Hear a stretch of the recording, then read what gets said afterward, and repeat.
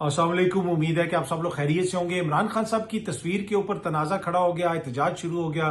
क्या तफसीलात हैं वो आपसे शेयर करूंगा। इस्लामाबाद हाई कोर्ट के 5 जजेस ने जो सुप्रीम कोर्ट में अपना जवाब जमा करवाया है उसमें कुछ बड़ी इंपॉर्टेंट डिटेल्स हैं, वो भी आपसे शेयर करूंगा। सोशल मीडिया पे बयानिया कैसे बनता है उस हवाले से भी कुछ तफसीलात हैं। और सदर ट्रंप जो मोदी के साथ कर रहे हैं उसकी कोई नजीर नहीं मिलती। सदर ट्रंप ने अब क्या किया है उस हवाले से भी कुछ तफसीलात हैं, कुछ मजीद खबरें, कोशिश होगी कि वो भी आपसे शेयर की जाए। लेकिन सबसे पहले सोशल मीडिया के हवाले से बार बार ये चीज शेयर की जाती है, बार बार इस चीज के ऊपर बहस होती है कि जी उनकी सोशल मीडिया टीम बड़ी मजबूत है, लिहाजा वो सोशल मीडिया पे बयानियां बना लेते हैं। ये झूठ बहुत ज्यादा बोलते हैं, लिहाजा ये इस वजह से सोशल मीडिया पे बयानियां बना लेते हैं। मैंने मुतअद्दिद बार ये चीज आपसे अर्ज की है कि सोशल मीडिया पे आप तभी बयानियां बना सकते हैं जब आप कोई अकल और लॉजिक की बात करें, जब आप अवाम के जो उनको इंफॉर्मेशन दे रहे हो, अगर वो इंफॉर्मेशन अवाम को समझ आएगी तो वो आपका बयानिया लेके चलेंगे। अगर इंफॉर्मेशन उनको समझ नहीं आएगी, वो ये समझेंगे कि आप जो बात कर रहे हैं वो मुनासिब नहीं है, तो आपका बयानिया नहीं बनेगा।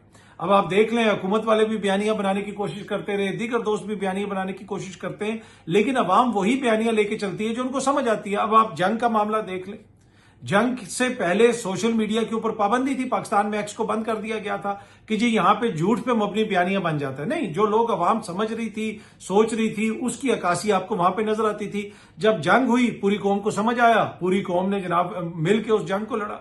कोई ना आपको कोई उसमें किसी को कोई टीम बनानी पड़ी, ना कोई उसके ऊपर बयानियां चलाना पड़ा, ना कोई मेहनत करनी पड़ी। पूरी कौम ऑटोमेटिकली जो है वो अपने मुल्क के साथ खड़ी होगी। इसलिए कि अकल और मंतक की बात है ना। जब आप अकल और मंतक की बात करेंगे, सिंपल है, लोगों को समझ आ जाएगी, वो मान लेंगे। फिर उसमें इस किस्म की जब आवाम को आपकी कोई चीज समझ ना आए या आपकी कोई चीज पसंद ना आए, चाहे वो कोई सियासी जमात हो, चाहे वो कोई सहाफी हो, फिर वो लोग कहते हैं जी वो सोशल मीडिया पे ऐसे ट्रेंड चल गया, ऐसे कर दिया, वैसे कर दिया, मैनिपुलेट कर लिया। मैंने मुतअद्दिद बार अर्ज की है कि आप मैनिपुलेट एक खास हद तक कर सकते हैं, उससे आगे आप चीजों को लेके नहीं चल सकते। आगे अवाम ही चीजों को कंट्रोल करती है। अगर आप अवाम को कन्विंस कर लेंगे तो वो कन्विंस हो जाते हैं, और फिर आपको सोशल मीडिया पे जो भी बयानिया अवाम में मकबूल हो वो आपको सोशल मीडिया पे नजर आता है। अच्छा, दूसरा ये होता है कि जिस तरह ये जंग का जो मामला है, ये सारा अब इसमें कहा जा रहा है कि जी वो इसके खिलाफ जो है गैर मौजूदगी में लड़ ली गई, ये सियासी जमात शामिल नहीं थी, वो सियासी जमात शामिल नहीं थी, या जो है ये जंग के बाद हुकूमत बड़ी पॉपुलर हो गई है। देखें, जब मुल्क की जो दिफा है उस पर कोई भी कॉम्प्रोमाइज नहीं करता। ये कोई सियासी जमात का मसला तो है नहीं है। जब मुल्क के ऊपर हमला हो और मोदी जैसा दुश्मन हो तो सारे लोग इकट्ठे हो जाते हैं। मैं आपको इसकी मिसाल एक दे देता हूं। 1965 2 जनवरी को इलेक्शन हुआ। फातिमा जना को सदर अयूब ने भरपूर धांधली करके हरा दिया, भरपूर धांधली करके, कोई हद नहीं छोड़ी। फातिमा जना जितना तो कोई पॉपुलर नहीं हो सकता था ना। कायदे आजम की बहन थी, मुश्तरका अपोजिशन की वो कैंडिडेट थी, मादरे मिल्लत थी, उनको अयूब खान ने हरा दिया। 2 जनवरी 1965। आगे सितंबर के महीने में जंग शुरू हो गई, चंद माह के बाद जंग शुरू हो गई। पूरी कौम इकट्ठी हो गई, अपने हुकूमत के पीछे खड़ी हो गई, इसलिए कि मसला मुल्क की दिफा का था। तो ये कहना कि जी वो जो लोग जो है वो सारे इकट्ठे हो गए, उसका मतलब ये है कि हुकूमत बड़ी पॉपुलर नहीं, इससे हुकूमत की पॉपुलैरिटी का कोई ताल्लुक नहीं। या जो लोगों के तहफुजात हैं हुकूमत के हवाले से वो खत्म हो गए। क्या अयूब खान के हवाले से लोगों के तहफुजात खत्म हो गए थे कि वो फातिमा जना हारी थी और अयूब खान जीते थे? ऐसी बात तो नहीं है। लेकिन मुल्क की दिफा की बात थी तो फिर चीजें बिल्कुल क्लियर हो गई और लोग जो है वो अपने मुल्क के साथ खड़े हो गए। और जब भी ऐसा मौका आता है लोग हमेशा अपने मुल्क के साथ खड़े होते हैं। इसमें कोई ऐसी रॉकेट साइंस नहीं है जिस किस्म की बातें की जाती हैं और जिस किस्म का बयानिया बनाने की कोशिश की जाती है। अच्छा, अब इमरान खान साहब की जो तस्वीर का तनाजा है मैं उसके ऊपर भी आता हूं, लेकिन जिस तरह मैंने पहले भी अर्ज किया कि अब पीछे यही रह गया है कि ट्रंप मोदी को सामने बैठा के ना, अब इसके अलावा और कोई चीज रह नहीं गई है। एक तो मोदी के साथ जो पाकिस्तान की फौज ने किया, एयरफोर्स ने किया, अभी वही जख्म नहीं भरे। ऊपर से जो ट्रंप कर रहा है उसकी तो कोई जो है वो हर जगह पे जाके वो कश्मीर का भी जिक्र कर रहे हैं, वो ये भी कह रहे हैं कि इन दोनों को हम बैठाएंगे। इंडिया अपनी तरफ से सुपर पावर बना हुआ था, वो तो पाकिस्तान की अफवाज और एयरफोर्स खींच के सुपर पावर को दोबारा जमीन पे लेके आ गए, और अब वो ट्रंप भी उसको वैसे ही ट्रीट कर रहा है जैसा उसको ट्रीट होना चाहिए। एनीवे, सदर ट्रंप ने जो एप्पल के सीईओ हैं उनसे बात करते हुए कहा है, ये सामने आप देख सकते हैं, बीबीसी भी रिपोर्ट कर रहा है, अमेरिकी सदर डोनाल्ड ट्रंप ने एप्पल के सीईओ को तंबीह की है कि मैं नहीं चाहता कि आप इंडिया में आईफोन बनाएं। उन्होंने एप्पल के चीफ एग्जीक्यूटिव टिम कुक से कहा कि वो इंडिया में एप्पल आईफोन बनाना बंद करें, इंडिया अपने मुफादात का ख्याल खुद रख सकता है। अब ये बहुत बड़ी बात है। इंडिया, वो एप्पल के सीईओ को कह रहे हैं भाई इंडिया में फोन बनाना बंद करो। अब ये मोदी की ये सफारतकारी है। वो जो जयशंकर जो कहा जाता था कि जी बहुत बड़ा कोई सफारतकार है, ये है जी इस वक्त इंडिया की सफारती हैसियत के ट्रंप खुलेआम कह रहा है कि भाई आप इंडिया में जाके इन्वेस्टमेंट ना करें, आप इंडिया में इन्वेस्टमेंट ना करें। इससे आप अंदाजा लगा सकते हैं कि मोदी की सफारतकारी कितने बुरे तरीके से पिटी है। और वैसे जंग में जो उनकी हालत हुई है वो तो हमारे सामने ही है, उसमें कोई ज्यादा मुझे बात करने की जरूरत नहीं है। अच्छा, आज इमरान खान साहब की तस्वीर के ऊपर जी तनाजा खड़ा हो गया। ये सामने आप देख सकते हैं, इमरान खान की तस्वीर पर सेनेट में जी फटा पड़ गया। इमरान खान की तस्वीर लाने पर एमल वली और नासिर भट्ट का एहतजाज। वो एमल वली जो पख्तूनों के नुमाइंदे हैं, एएनपी के रहनुमा हैं, बाचा खान के वारिस हैं, वो एमल वली जो खैबर पख्तूनख्वा से सेनेटर नहीं बन सका, बलोचिस्तान से जाके सेनेटर बना, उसको इतराज हो गया और उसने एहतजाज किया कि जनाब इमरान खान साहब की तस्वीर क्यों लेके आए। फिर नासिर भट्ट साहब ने भी एहतजाज किया। अब उनका राइट है, वो अवामी नुमाइंदे हैं, वो कर सकते हैं एहतजाज। उन्होंने कहा कि जी आप ये तस्वीर क्यों लेके आए। शिबली फराज की तकरीर के दौरान जनाब एक चैनल ने जो है वो इमरान खान साहब की तस्वीर ब्लर कर दी, जबकि पीटीवी ने कैमरा स्विच कर दिया। तो इमरान खान की तस्वीर आने पे सेनेट के अंदर जनाब वो एहतजाज हो गया। अब इमरान खान को सबसे ज्यादा वोट पड़ा है खैबर पख्तूनख्वा से। जब सेनेट के इलेक्शन होते और ये मखसूस नशिस्तों वाला इस तरह गेम ना चलती तो जनाब सबसे ज्यादा तादाद भी उनकी हो जानी थी सेनेट के अंदर, और भी बहुत सारी चीजें। पर एनीवे उनकी तस्वीर तो लोग लेके आते हैं और उसके ऊपर आज फिर एहतजाज भी हुआ। अच्छा, कमल शोजब साहिबा के हवाले से अलीमा खान साहिबा ने कहा है कि कमल शोजब को गलत फहमी हुई है, खातून है, ट्रेनिंग की जरूरत है, कैसे प्रोफेशनल तरीके से रद्दमल दिया जाता है।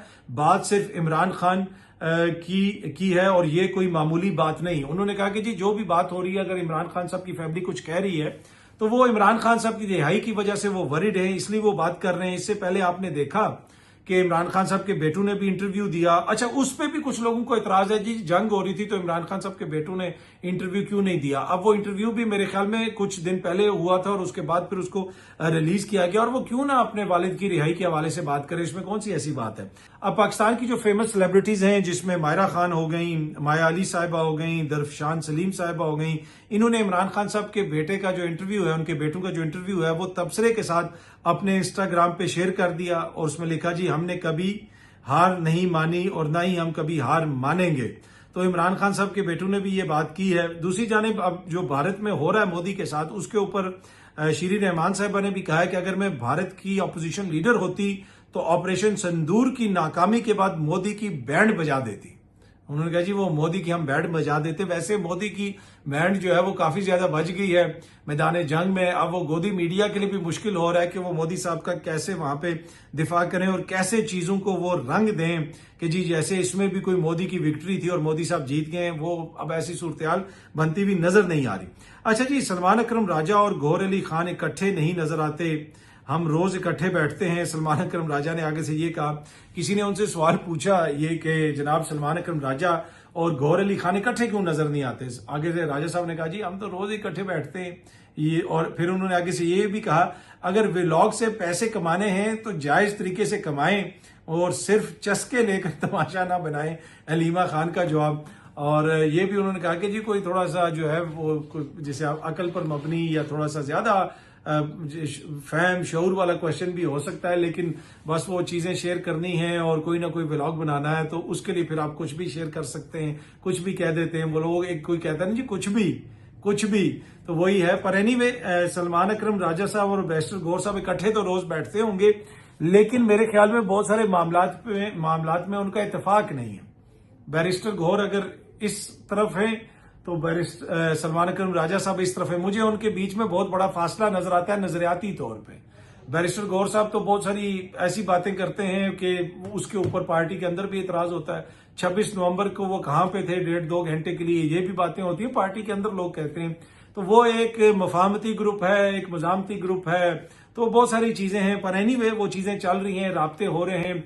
अब जो कहा जा रहा है कि जी वो एकदम से इमरान खान साहब ने इजाजत दे दी और कोई मुज़ाकरात शुरू हो जाएंगे, शहबाज शरीफ साहब से मुज़ाकरात होंगे, ऐसी कोई बात नहीं है। पाकिस्तान तहरीक इंसाफ और जिनके दोस्तों के दरमियान, उनके हुकूमत और उनके दोस्तों के दरमियान जो भी बातचीत हो रही है वो राब्ते शुरू से हैं, वो चल रहे हैं राब्ते। अब उसका कोई नतीजा निकलेगा ये आगे आने वाले दिनों में पता चलेगा, लेकिन ये कहना कि कोई नया राब्ता हो गया वैसी कोई बात नहीं है। इसलिए कि अगर मामला दुरुस्त हो जाते हैं तो बहुत सारी चीजें वो फौरन हल भी हो सकती हैं। अभी चल रही है बातचीत और अभी कोई नई चीज सामने नहीं आ गई, ना ही कोई नई इजाजत इमरान खान साहब ने दे दी है। एस्टेब्लिशमेंट से एंगेजमेंट है, पाकिस्तान तहरीक इंसाफ की तरफ से कुछ लोग उनके साथ एंगेजमेंट रखे हुए हैं, पैगामात आते जाते रहते हैं, वो सारा मामला चल रहा है, लेकिन कोई नई चीज, कोई नई पेशरफ्त नहीं हुई है। अलीमा खान साहबा ने एक बड़ी इंपॉर्टेंट बात की कि अगर जजेस वाकई इंसाफ देना चाहें तो इमरान खान आधे घंटे में रिहा हो सकते हैं, आधे घंटे में इंसाफ दिया जा सकता है, लेकिन यहां तो जमानत की तारीख तक नहीं दी जा रही। तो ये उन्होंने कहा कि जब मामला हल होना होंगे और कोई इंसाफ होना होगा तो वो फिर आधे घंटे में भी हो जाता है। अच्छा, सदर ट्रंप जो मशरक़े वुस्ता के दौरे पे गए हुए थे, वहां पे मोहम्मद बिन सलमान साहब से भी उनकी मुलाकात हुई, कतर के अमीर से भी उनकी मुलाकात हुई और दोनों मोअज़्ज़िज़ शख्सियात अपने मुकामी ड्रेस में बैठी हुई थी और उसमें उन्होंने वो बड़ी जबरदस्त उनका जो ड्रेस होता है, नीचे चप्पल होती है, वो पहन के ट्रंप के सामने बैठे हुए थे। उन्होंने अब क्या ये मुल्क कोई गरीब मुल्क है? क्या ये कोई डिजाइनर कपड़े अफोर्ड नहीं कर सकते? क्या ये लाख लाख रुपए के बैग नहीं उठा सकते? ये तो करोड़ों अरबों रुपए के बैग्स भी उठा सकते हैं, डिजाइनर कपड़े भी पहन सकते हैं, लेकिन अपना कौमी लिबास उन्होंने पहना। ये होता है कि जनाब, जब आप अपनी कौम को रिप्रेजेंट कर रहे हो तो आप वो ड्रेस पहनते हैं जो आपकी कौम का होता है। और यही ड्रेस जो है इमरान खान साहब पहनते थे, वो शलवार कमीज पहनते थे, वो खेड़ी पहनते थे, जो हमारी कौम का ड्रेस है। कोई असासे कमतरी के वो डिजाइनर कोट और डिजाइनर बैग, इंतहाई असासे कमतरी का शिकार जो लीडरशिप होती है वो इस तरह की हरकतें करती है। जिनको अपने ऊपर एतमाद हो, अपनी कौम पे एतमाद हो, तो उनको ये डिजाइनर कपड़े और इन चीजों की जरूरत नहीं होती है। तो वो जो एहसासे कमतरी के शिकार जो लोग होते हैं वो उस तरह की चीजें पहनते हैं। पर एनीवे, दोनों मोअज़्ज़िज़ शख्सियात ने अपना कौमी लिबास पहना हुआ था, लेकिन ट्रंप ने जो उनको इज्जत दी, उनको जाके मिले, इसलिए मिले कि उनकी मैशियत मजबूत है।